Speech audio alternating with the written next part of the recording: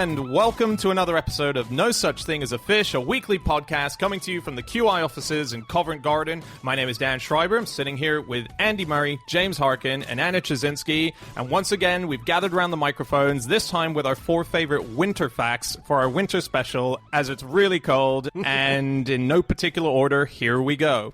Starting with you, Anna Trzynski. My fact this week is that Socrates had a spirit who spoke to him through the medium of sneezing. And this is one of the great thinkers of Western civilization, just to be clear. He was guided by sneezes. Oh. Aristotle wrote about sneezing as well. Did he? Yeah. So he said that sneezing was of divine origin. Or he said that that was believed at the time. So coughing wasn't, and if your nose was running, that didn't mean anything. But he said, why is it that we think sneezing is divine? Is it because it arises from the most divine part of us, the head, from where reasoning comes? But there's one other thing we know about Aristotle as well, which is that he was one of the people who, when they look at a bright light, they sneeze. Oh, did he? Yeah. And those photic. weirdos. Photic sneezing, and it only affects between 1 in 3 and 1 in 10 people. But we know that he was one of them, because he said, why does this happen? How have we not managed to pin that down to a more precise statistic? How hard is it to interview 100 people and find out if it's 1 in 3 or 1 in 10? I'll tell you why it's weird. Because people like me who don't have this, until they meet someone who has it, think that it's completely made up. You think, how is that even possible? Yeah. And then people who have it think that everyone has it.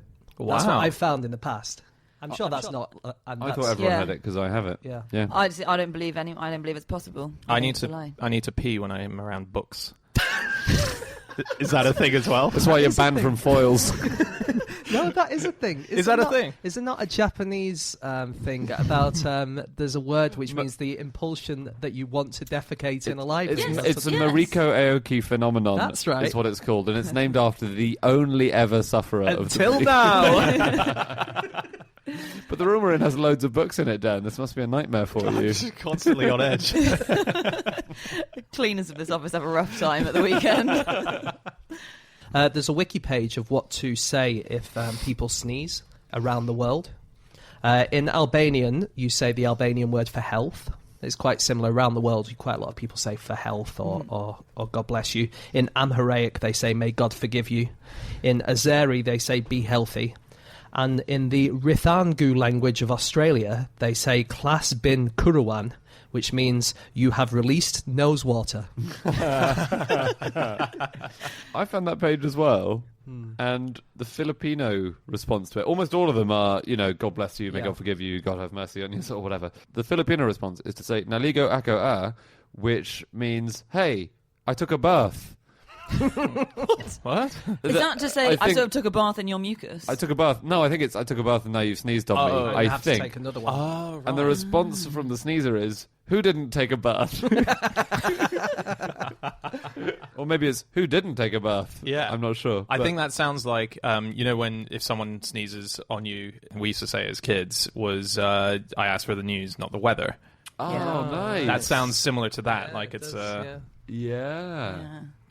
Just on sneezing, yeah. dogs sneeze. Do they? Yeah, and what's interesting is they do it when they encounter another dog, but they actively sneeze, so they sort of fake sneeze in order to show that they're not aggressive, to say that they just want to hang. Really? Yeah, so it's a sort of showing that they're friends. I found this on k9university.com. Did you? Oh, Yeah. The only university run by dogs for dogs. Sponges sneeze. What? Do they? How does that work? Some of them have like little chimneys which they can expel stuff out of, and if they get something stuck in their bodies, then they can fire it out with a bit of a kind of puff of air. Is that what like a blowhole is for a whale? They're just No. sneezing out their back. No, a blowhole is like them breathing. But whales do. They Well, I must thought so, sneeze yeah. because they do have mucus. Yeah, sometimes I thought they actually expel. So, and for example, isn't that how they now find out whether a whale is ill? They'll have a sort of a drone helicopter go over to catch snot. So they must be rocketing mucus out of their blowholes. Yeah, but in the same way that you're rocketing mucus out of your mouth all the time. Yeah. In your breath. And Whoa, like whoa, particles. whoa. I think a lot of the things Dan says are very sensible, James. But in your breath, you'll have tiny particles of like mucus or Right. spit or whatever, in the same way that they would. But I guess if Oh, they okay, have so they're not trying to actually. if they have whale flu, maybe then it would be more mucusy. I guess. Which whale flu is a thing. Which, flu. yeah, theoretically could pass over to humans. Really? Yeah. No. Yeah. I read the other day that there was a whale who died because he got a fish stuck in his blowhole. Oh no! That sounds like a horrible euphemism. That sounds like you've gone to the hospital with a Hoover attached to your genitals. Just swam in there. I was asleep. So this fish has been dead for 3 days. Oh, dear. Sneezing. Socrates and sneezing. Yeah. I should say that it's very hard to know what's true and what's not about Socrates, and this is an account by Plutarch, which is a couple of centuries later. So all these people followed Socrates around, writing down everything he said, because Socrates refused to write anything down himself. So Plato was his sort of main disciple who wrote loads of stuff about him, and then Xenophon wrote loads of stuff, and they sort of refused to ever acknowledge each other's presence, except they would have sly digs at each other's work when they wrote about Socrates. So, it's thought they had a bit of a rivalry going. Did Socrates have a really junior disciple who would just have to write down shopping lists and stuff like that? Possibly, yeah. Actually, he did have one called Simon the Shoemaker, who sounds kind of junior. What did like he do? intern level. He actually made Socrates socks. Did Yeah. he? Yeah, weird. Oddly. Did they have shoes back then, or sandals? Would have been sandals. They did have shoes in Yeah. ancient Greece. I mean, they had democracy down. One of the other things about Socrates' sneezing was supposedly the sneeze demon would notify him with a sneeze, or someone else sneezing, when his wife was about to have what's been translated as a scolding fit, so that he could run away. Because apparently she his got... wife's Xanthippe, wasn't she? Yeah, Yeah, and- she's famously like a scold or a, She's like Maris in Frasier. Yeah, exactly. Supposedly she got so angry that sometimes she would turn over the supper table, even if there were guests. Oh my god! Yeah, so I think she was like the Hulk. I wonder if she invented that. The angry table flip. I've never done that, and it's my dream to one day do it properly. They really got there with everything before us, didn't they? Democracy. Those are the little Shoes. inventions we don't talk about. Xanthippe was supposedly the only person who ever beat Socrates in an argument, it was said. Really? By basically shouting over him louder than he could speak. And after one argument, she poured a chamber pot over his head. And it led him to remark, "After the thunder comes the rain." And that's supposed to be a clever thing that he said. He even invented, I ask for the news, not the weather.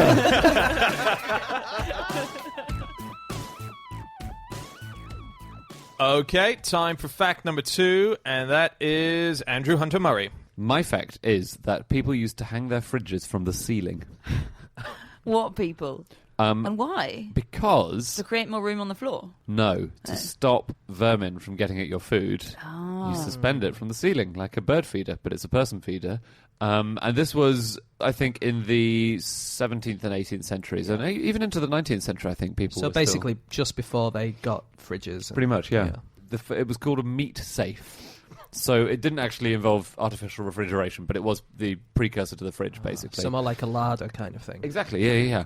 And so you would just get a box made of wood or metal with perforated sides, and you would hang it from the ceiling.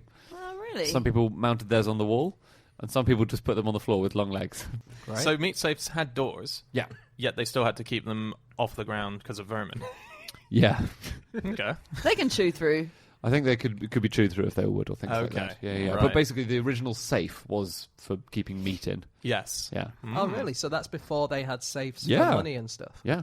People were quite against refrigeration when it sort of came in. So in the early 1900s, when we started being able to transport ice in big batches, and we'd start creating refrigerator compartments to transport food, people were against it for 2 reasons. So I think this was mainly in America. It was quite interesting. They thought that, first of all, it meant that sellers of produce could manipulate the market, because now you could preserve food. You could create like an artificial scarcity and then cause the prices to go up and then sell it for more. Oh, wow. And it also meant fewer end-of-the-day bargains, because you didn't have to sell your food at the end of the day.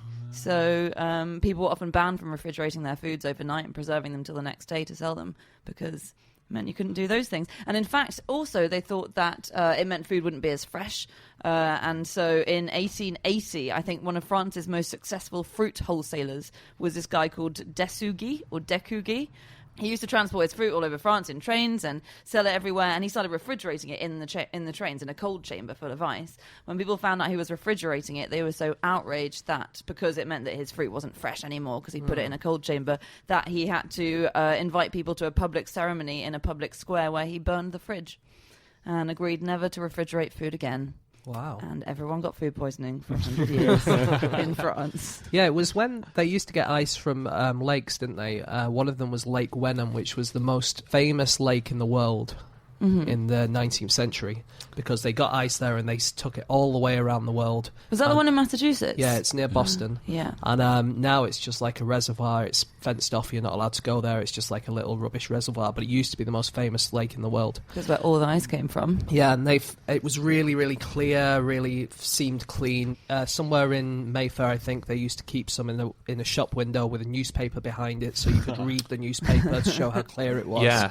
The first time they brought any over to the UK, they didn't know what to tax it, because it was ice. They didn't know whether it was water or it was a solid or liquid or whatever, and they kind of spent about 2 months trying to work out, and it all melted.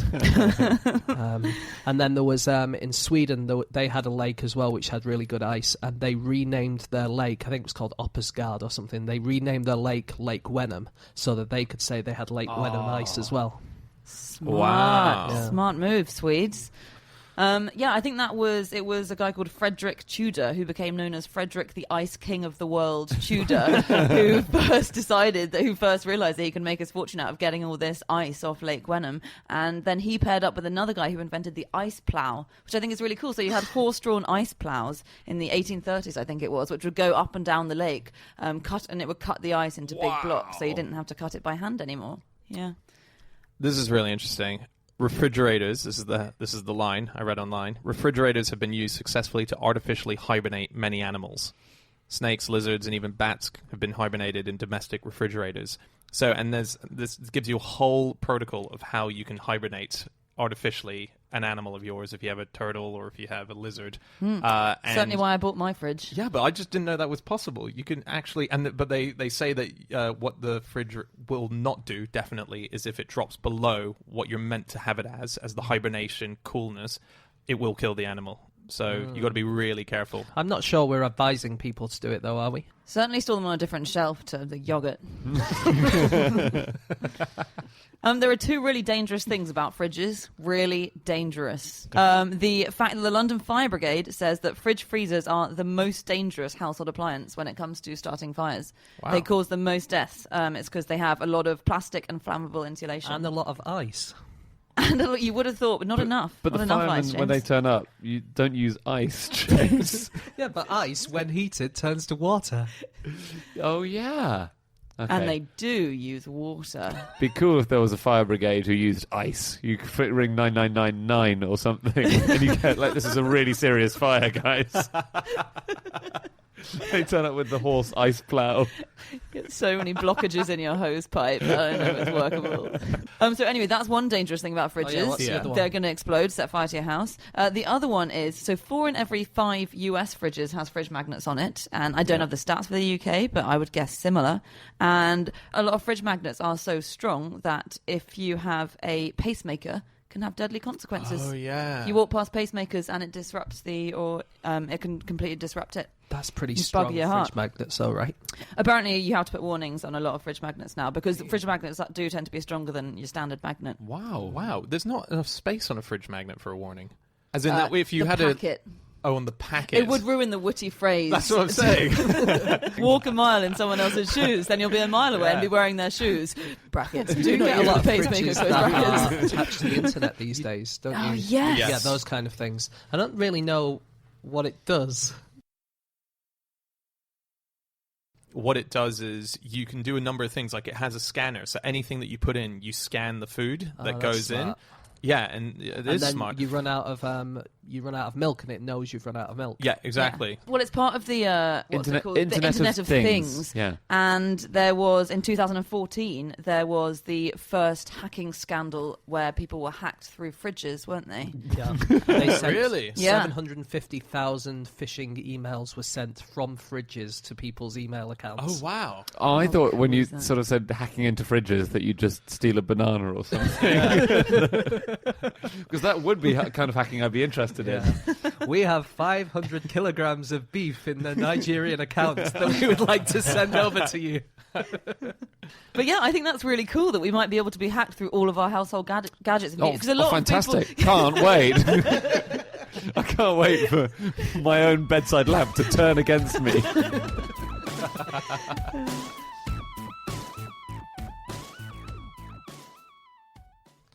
Okay, time for fact number 3, and that is my fact. My fact this week is that TV star David Frost used to host live shows 8 nights a week. Fantasist David Frost. Yeah, so this is... Is that a time zone thing? It is. It's surprisingly true. David Frost used to host a lot of night shows and afternoon shows. And what he used to do was do 4 shows in England. And then he would take Concorde over to New York. And Concorde famously bragged that you had often arrived before you left. And that allowed him to then do a show that night as well. And so he managed to do 8 shows per week. Great. Very impressive. Yeah. So he used to just go back and forth on Concorde. You couldn't do it these days, could you? Because it takes like 8 hours to get to New York. Exactly. Since Yeah. Concorde has gone, this has become impossible. But yeah. It was, I don't think I appreciated it enough at the time, because I guess I was too young. Concorde was extraordinary. He used to go over at my house when I was very young. Yeah, I remember this amazing Yeah. sound of it. Yeah. Went faster than a rifle bullet, I think. Wow. And fast. So if you fired a bullet at the retreating Concorde, You'd never Concorde would catch it. accelerate away. Wow. Wow. Faster than the rotation of the Earth.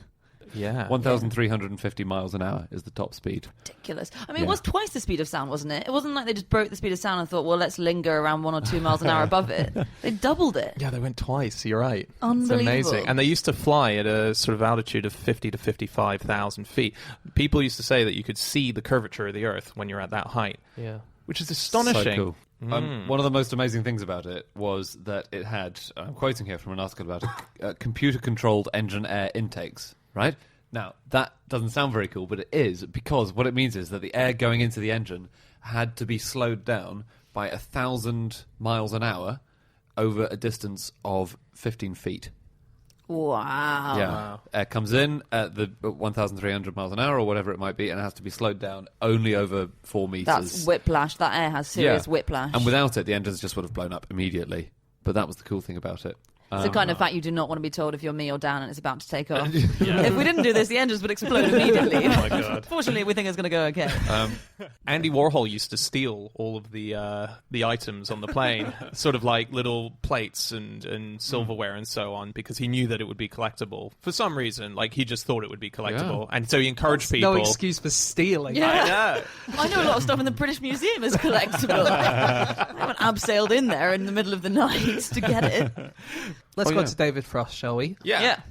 He was offered a contract to play for Nottingham Forest, but he turned it down because the maximum wage for a football player at the time was £15 a week. And he predicted Concorde and his desire to travel on it 8 times a week. And thought, that's not going to sustain me. Yeah, but obviously in those days, before Jimmy Hill, there was a maximum wage for footballers. And so it wasn't a very good profession to go into. We should, just very quickly, for younger listeners and people who may just have never have heard of David Frost, explain who he was. So he died not too long ago. He was a TV host. He used to do interviews. Very famously interviewed Richard Nixon. And there's a movie, Frost-Nixon, which won a lot of awards. And he was just one of those guys that seemed to know everybody and be around for every major event on TV. Some of his TV shows that he did. Yeah. Can I read a few out? Yeah, go for it. A Degree of Frost, The Frost Report, Frost Over England, Frost Over America, Frost's Weekly, The Frost Interview, Breakfast with Frost, Talking with David Frost, Headliners with David Frost, The David Frost Show, Frost on Friday, Frost on Saturday, Frost on Sunday, The Frost Programme, Frost on Sketch Shows, Frost on Interviews, Frost on Satire, Frost Tonight, and Frost. But not a touch of frost. Wow, he really made the most of that name. Yeah. Was he paranoid people were going to forget it or something? It's a bit strange. It is a good name for an interviewer and a host or something, because it's a noun, which is good, but it's not a bad noun like worms. You want to have worms on Sunday. Breakfast with Worms. Touch of worms. We actually, James and I, this show that we do, Museum of Curiosity, we actually had Frost on the show, and weirdly, it was the last program he ever did. Wow. Yeah, so Museum of Curiosity, his appearance on that is his final appearance. It was quite amazing. Because he was on the airways for more than 50 years, wasn't he? Oh, yeah. And constantly as well. I don't think you could escape him in the 70s, 80s. Do you know what the longest career of any presenter in history was, according to the Guinness Book of Records? Is it someone in Japan? No. Oh, Someone in Cuba. I was close. She's called Inés Sánchez de Revuelta, and she was on TV for 52 years. She hosted the program Teleclub since 1963 and has never been off TV for more than 3.5 months in all that time.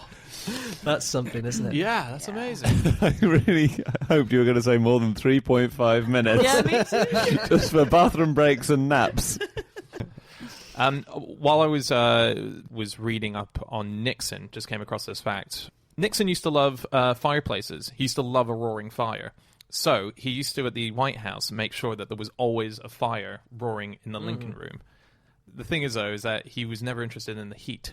He just loved the fire. So he used to have all the air cons turned on to high in any room that he had a fire on. Wow. Yeah, because he just didn't... He just liked the sound and the look He of liked it, the look, yeah. He just wanted a roaring fire. Just get a picture. You'd think. Yeah, there's much more environmentally friendly. If there's a fire going, it's easier to conceal the noise of the tapes being changed in the machine. You're recording people. Topical as ever. He also, more weird behaviour from Nixon, after his dog Checkers died, Secret Service agents saw him eating the dog biscuits. No, they really no. But the crunching of the dog biscuits helps disguise the sound of the changing of the tapes. Frost said when he came on this on Museum of Curiosity that when he did the interviews with Nixon was the worst person for small talk. He had no small talk whatsoever. So it was so weird that he used to insist before any interview 5 minutes of small talk. Nixon insisted. Nixon would insist that he had 5 minutes of small talk with the person before an interview, but he just didn't know. So, In Frost, theory, that sounds like a good idea because you get to, relax and, yes. But so Frost remembers those bits of small talk, and he said they were truly awkward because he just didn't know what to say. One thing he said when he came up to him was, get any fornicating done on the weekend. That was his opening line. Actually, speaking of fornicating, Nixon once had delivered to him a naked woman in a trunk. In a suitcase. Yes. And this was from, he had a couple of kind of hard partying friends who apparently were the only kind of people he properly relaxed in front of. He was notoriously uptight usually. And there's this guy called Rebozo who thought, I can't believe that's his name. I've just read that and realised how ridiculous that is. So there's a guy called Rebozo and his friend Alplanalp. These guys would never have had the same career as Frost had, would they? Breakfast with Rebozo. So, they got a prostitute, I think, and got her into a suitcase and brought her to the White House and bumped into the Secret Service agents and were like, we've got a delivery for Nixon. And unfortunately, the Secret Service agent said, what is it? I said, it sounds like there's a naked woman inside there, and turned them away at the door. But so he never got his gift. Well, with well women done them deliveries. for doing their job and not letting Rebozo and Alpanel get one of their capers away. Let's run for a series of books about Rebozo and Alpanel's crazy adventures. It's always just another naked prostitute in some other kind of... We're just here to give this wedding cake. We're just here to install this new chimney.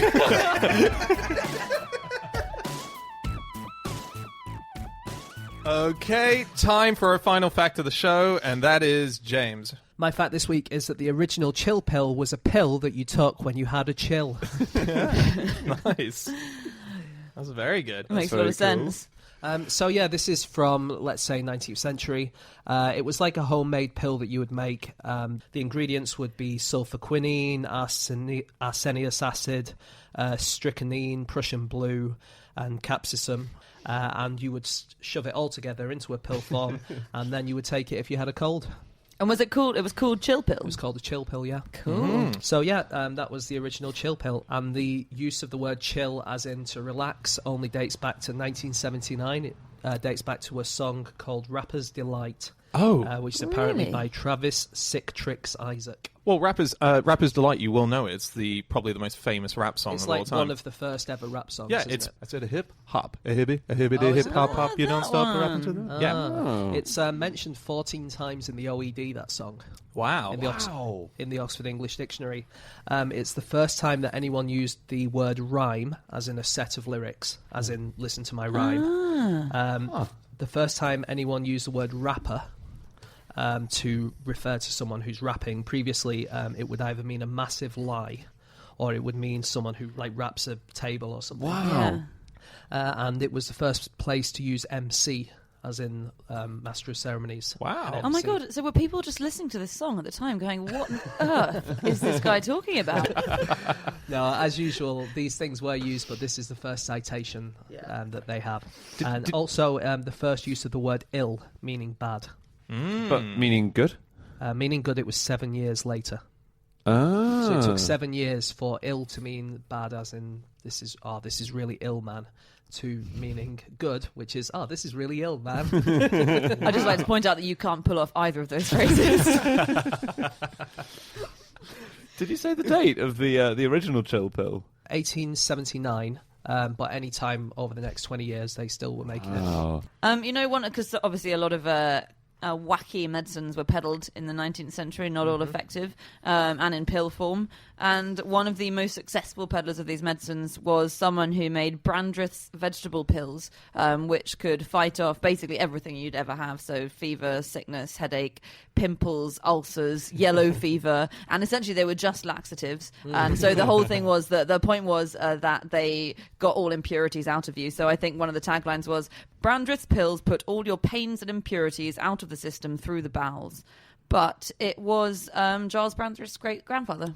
Really? Yeah, Wow. who got really rich off them. Yeah, there's a street named after him in New York now because he became so rich and famous because of these pills, and he gets a mention in Moby Dick, apparently. Really? Yeah. Wow. Giles Brandreth's great-grandfather. Isn't that cool? It's so weird when you hear about celebrities with a great-great-great-great-great-grandfather who was notable. Yeah. Like, you just think, wow, that's just... I was reading Bear Grylls' autobiography on holiday, and his great-great-great-great-great-grandfather, don't know how many greats, wrote the very first self-help book. And it was called Self-Help. Really? Yeah, and it was so big in its day that it outsold On the Origin of Species, which is when it came out roughly at the Samuel same time. Clemens. Yeah, Wow. I can't remember his name. That's it. I didn't know that he was related to Bear Grylls. Yeah, directly related. Wow. Yeah. Oh, with a name like Samuel Smiles, it's the ideal profession, isn't it? Yeah. As is Bear Grylls if you want to be, someone who lives in the wild. There is an amazing... He'd be better if he was called Grylls Bear. Yes. Why isn't he called that? He is when he fills in forms. Another weird relation I found out about, speaking of that actually, the other day, is it Stephen Dubner, the guy from Freakonomics, Yes. who we love and think is great. His grandfather or great-grandfather wrote Rudolph the Red-Nosed Reindeer. Did he? Did he? Yeah. Wow. So I was looking up some slang terms of things that are older than you'd think they are. So, for example, the word text as a verb goes back to 1564. Does it? Wow. Yeah. Obviously, it doesn't mean to write a text on a mobile phone. It means to quote texts. And dude goes back to 1876, which was originally to make fun of a woman, the way a woman was dressed. You'd say, oh, she's a dude. Or there was even a feminine version of it, dudine. Was after dude became a male word, and you'd say... Right. There's a thing. Joe went east and married a young dudine out there. Wow. Can't believe men hogged that. One of the few, quite cool, fun nouns that's been applied to us, and you guys had to get in there, clutch it away. Now we're stuck with dudette or dudine. One slang term that I was reading about, cowabunga. Oh, yeah. So, what do you associate cowabunga Teenage with? Mutant Ninja Turtles. I would Turtles. have thought it was a Japanese word, is it not? Oh, I a haven't. guess. Yeah, I haven't done the total origin on this. It's just that I watched a documentary on the Ninja Turtles, and they said the writers took cowabunga from Snoopy. Did they? Really? What? So cowabunga first appears in Snoopy. Really? Yeah, I think on a cover where Snoopy's on a surfboard as well. Wow. Yeah. Oh, that's very cool. Yeah. I looked up a timeline of slang terms by Jonathan Green, Oh, yeah. who is an amazing slang lexicographer. We have his complete slang dictionary. It's so good. So he's done these really cool online slang terms for all sorts of different things. So just idly, I was looking at slang terms for vagina over the centuries. These all date from the 19th and early 20th century. Coffee grinder, front parlour, bum shop, carnal man trap, central office, bit on a fork, and my favourite, that thing. It kind of makes it sound like we used to repurpose vaginas for a lot of other things. Well, I sell my wares out of it in the daytime. I saw my coffee grinder out of the front parlour. I use it as a central office. Off to the bum shop. A really interesting thing on pills Okay. is that so the color of the pill you're swallowing can have an effect on can affect how well it works. Because, Really? yeah, Can it? placebo affects. Because if how you take well the it blue works. pill, you wake up in your bed and everything's the same. If you take the red pill, That's from a movie called The Matrix. Yeah, thanks. I get some of the references. No, this is a placebo effect thing. So red pills are more effective for treating pain, it's been found. And blue pills are more effective for pills to calm you down, to have calming effects. And there's an exception to this. So blue pills are more effective tranquilizers, except for Italian men. It's been suggested that this could be because blue is associated with their football team.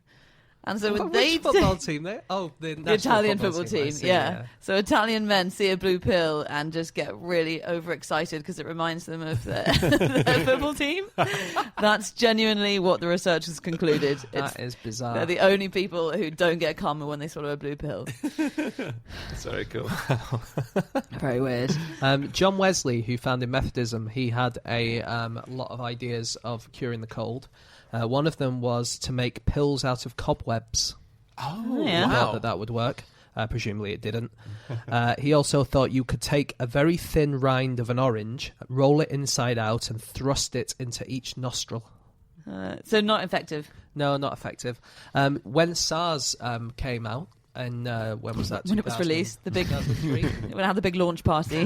They shouldn't have invited so many people to the launch party. But it was thought in some parts of China that vinegar would solve SARS. And what they would do is they put vinegar in the corner of the room, and that would supposedly help to cure it. And it was like a folk remedy. But it was really good news for vinegar salesmen, because it meant that they could sell tons of their wares, of course. But that was bad news because it meant that the vinegar salesmen were then travelling between village and village and village, and they were spreading the Oh, wow. cold. Oh no. Yeah. That's kind of like that could be a zombie film, couldn't it? Based on Yeah. vinegar salesmen spreading the common cold. Yeah, Yeah, that's a really definitely. good idea. Yeah, not a very That's exciting film. The Or spread it of the sounds common like cold. another one of the brilliant schemes of Rebozo and Alpenelt.